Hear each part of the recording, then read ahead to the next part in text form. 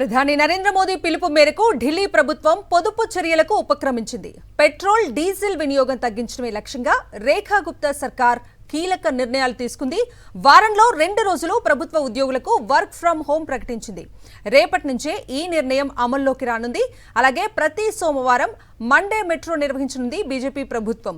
మంత్రులు, అధికారులు, ఉద్యోగులు అందరూ ఢిల్లీ మెట్రోలోనే ప్రయాణించాలని ఆదేశాలు జారీ చేసింది. తన కాన్వాయ్లోని వాహనాల సంఖ్యను 4కు తగ్గించుకున్న సీఎం రేఖా గుప్తా ఇందులో 2 ఎలక్ట్రిక్ వెహికల్స్ ఉండేలా చర్యలు తీసుకున్నారు. అలాగే ప్రభుత్వ సమావేశాలు 50% వర్చువల్ గా నిర్వహించాలని నిర్ణయించినట్లుగా సీఎం రేఖా గుప్తా వెల్లడించారు.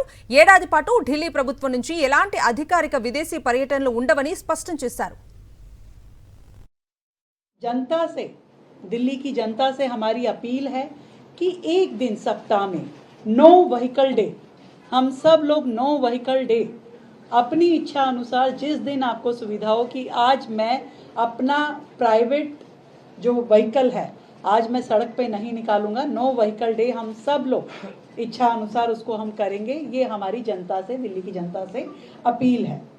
और इसके अलावा दिल्ली सरकार ने ये तय किया है कि अगले 6 महीने तक दिल्ली सरकार कोई भी नई व्हीकल, पेट्रोल, डीजल, सीएनजी और हाइब्रिड, इनमें से कोई भी नई व्हीकल की खरीद नहीं करेगी। यूनिवर्सिटीज़ और कॉलेजेस जो दिल्ली में हैं उनसे हमारी अपील है कि non practical classes, guest lectures और एडमिनिस्ट्रेटिव मीटिंग्स ऑनलाइन मोड पे वो लोग करें।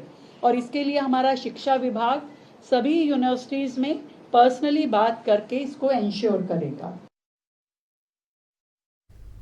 ఢిల్లీ ప్రభుత్వం పొదుపు చర్యలు చేపట్టింది. ఇదే అంశానికి సంబంధించి పూర్తి డీటెయిల్స్ మా ప్రతినిధి వెంకటేష్ అడిగి తెలుసుకుందాం. వెంకటేష్, చెప్పండి, ఢిల్లీ ప్రభుత్వ పొదుపు నిర్ణయాలకు సంబంధించి పూర్తి డీటెయిల్స్ ఏంటి?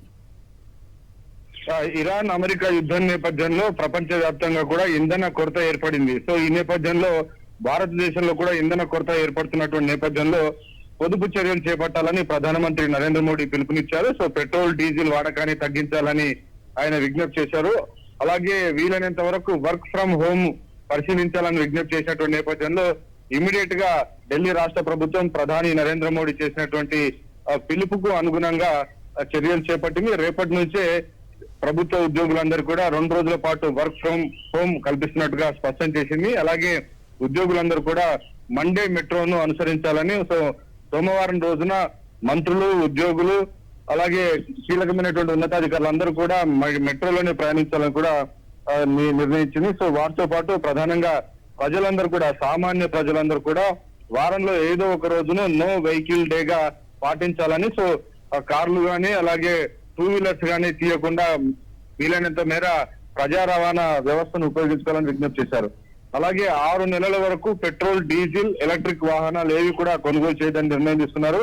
అలాగే ఈ పబ్లిక్ ట్రాన్స్పోర్ట్ ను ఉపయోగిస్తే 10% అదనపు అలవెన్స్ కూడా ఇవ్వాలని ప్రభుత్వం నిర్ణయించినటువంటి పరిస్థితి. సో మొత్తానికి 3 నెలల పాటు ఈ మొత్తం క్యాంపెయిన్ నిర్వహించాలని ఢిల్లీ రాష్ట్ర ప్రభుత్వం నిర్ణయించింది.